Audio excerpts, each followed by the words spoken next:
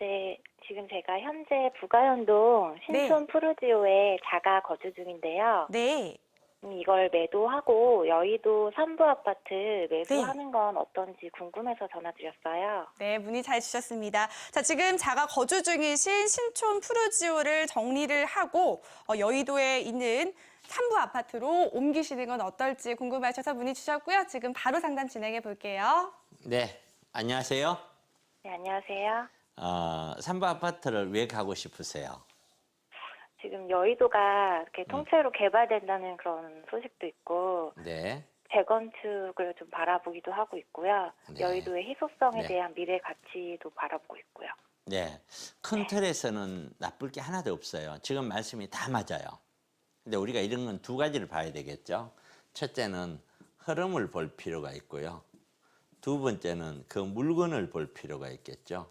그런 흐름을 보면은 여의도뿐만 아니라 서울시 전체는 어쨌든 5, 6년 동안 바닥을 치고 지금 꼭지점에서 계속 머물고 있는 입장이죠.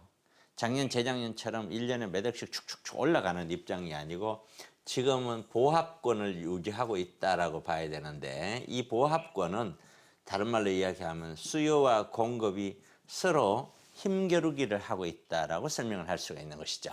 그런데 통상적으로 예를 보면은 그동안 쭉 5, 6년 이상 올라온 다음에 힘겨루기를 하고 다시 올라가는 케이스는 한 번도 없었어요. 여태껏. 반드시 조정이라는 걸 거쳐서 얼마만큼 조정이 될지는 모르지만 거친 다음에 그 이상으로 올라가는 경우가 있었죠. 그렇다면은 지금 현재 큰 틀에서 흐름을 본다면은 지금 매수 타이밍은 아닌 거죠. 매도 타이밍이고 매도 작년 같은 경우도 매도했었어야 되는 타이밍이지 매수 타이밍은 아닌 거죠. 그래서 그런 걸로 보면은 신촌 푸르지오든 뭐든 매도를 하겠다고 했었을 때는 오케이지만 매수를 하는 거는 금지라는 뜻이죠. 그게 하나를 설명할 수가 있겠고 그다음에 삼부 아파트라는 것은 이게 재건축 아파트예요. 네. 재건축 아파트고 여의도 전체 개발 바람 뭐 이런 거는 충분히 이해가요. 아마 2, 3년 안으로 해서 아마 서울시에서도 여의도하고 용산 전체의 개발, 광역 개발에 대해서 밑그림을 또 설명을 할 거예요. 그런 것들로 인해서 그 지역을 좋게 보는 거에 대해서는 저도 좋게 봐요. 장기적인 안목에서도 좋게 보고. 자, 그러나 이 3부 재건축 하나 놓고 보면은 얘는 지금 재건축이 어느 정도 사업성이 나와요. 3종이고 160%의 용적률이라면은 강남 지역에 있는 일반적인 재건축 아파트 이상의 사업성이 나오는 아파트라요. 그래서 단순한 수치로 보면은 괜찮아요. 그런데 문제는 뭐냐면은 이 사업성이 나오는 것이 현재 여기에 가격에 이미 반영이 되었다는 뜻이죠. 간영이.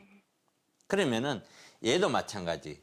결국에는 현재 상태로 보면 물건이라 하는 거는 서울 시내에 있는 어떤 아파트든 재개발이든 재건축이든 그만큼 현재의 가격은 4, 5년 또는 5, 6년 동안 가격이 상승되어 와서 어떤 꼭지점에 이루어져 있다. 그것이 재건축이든 재개발이든 아파트든 전부 다. 그렇다고 하면은 얘도 큰 흐름에서는 여기를 들어가는 여기에 구입을 해서 들어가는 것을 반대하는 것이 아니라 구입을 해서 들어가는 시점을 반대하는 것이죠. 제가 판단하는 건.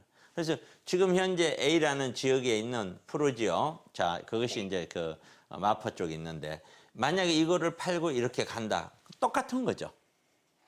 어차피 조정이 된다면 푸르지오도 조정될 것이고 여의도도 조정될 것이고. 그러면 팔고 간다는 건 똑같은 거예요. 이거 붙잡고 있으나 똑같은 거죠. 그런데 가장 좋은 방법은 팔고 조정 후에 들어가면 제일 좋겠죠.